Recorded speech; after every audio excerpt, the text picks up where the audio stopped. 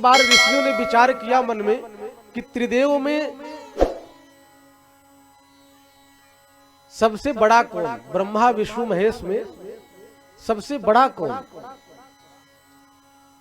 कहा कि चलो परीक्षा लिया जाए, और यह कार्य महर्षि भृगु जी को सौंपा।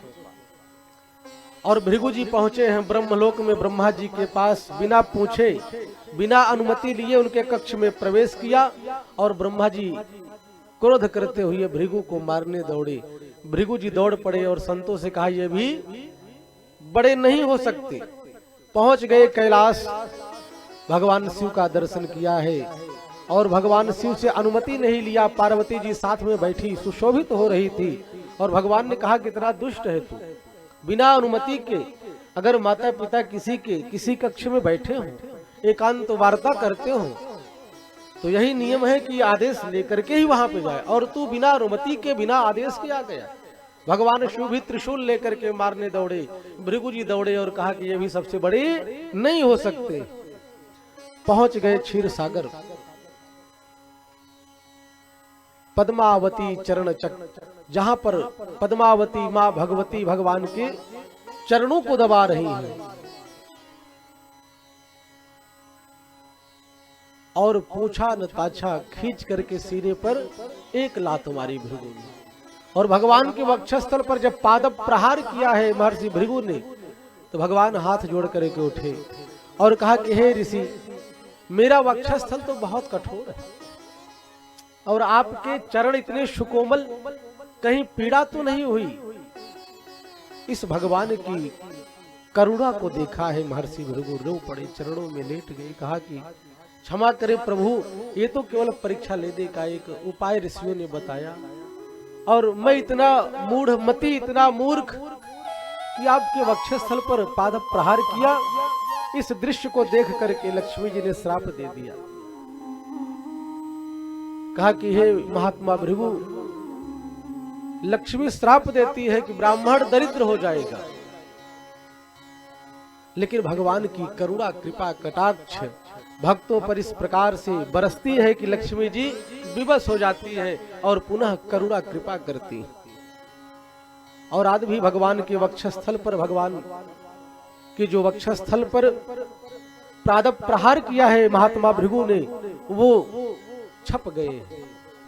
और लक्ष्मी जी ने क्रोध क्यों किया? क्योंकि लक्ष्मी जी का वास प्रभु के हृदय पटल पर है। श्रीवत्स का चिन्ह है भगवान के वक्षस्थल पर। इस प्रकार से त्रिदेवों में यह बात फैली कि सबसे बड़े भगवान नारायण हैं। और वैसे भी यदि हम देखें, जितने भी वेद के मंत्र हैं, बड़े ध्यान पूर्वक सुने। जैसे गणेश जी का मंत्र है, गणेश जी का आवाहन ब्राह्मण लोग करते हैं, तो सर्वप्रथम हरि ओम गणानान्त्वा गणपति गुं, पहले हरि ओम, उसके बाद गणेश जी का आवाहन। मंत्र है गणेश जी का, आवाहन का मंत्र मां भगवती को, तो सर्वप्रथम हरि ओम अम्बे अम्बिके अम्बालिके, मां भगवती के मंत्र के पहले भी हरि ओम।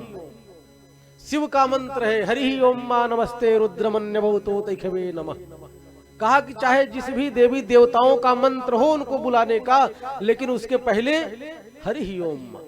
कहा कि यहां तक जब ब्राह्मण लोग यज्ञ कराते हैं, पूजन कराते हैं, तो सर्वप्रथम ही चाहे जो भी यज्ञ हो, चाहे रुद्र यज्ञ हो, चाहे देवी यज्ञ हो, उस यज्ञ में जिस मंत्र को कहते हैं पवित्र करने का मंत्र हरि ओम, पवित्रः पवित्रो वा सर्वावस्थांगतोऽपि वा यह स्मरेत पुंडरीकाक्षं। कहा कि यह मंत्र चाहे जिनका भी यज्ञ हो, इसी मंत्र से वह व्यक्ति, वह भक्त पवित्र होता है। और उसके बाद आचमन भी करता है, तोम केशवाय नमः, माधवाय नमः, नारायणाय नमः।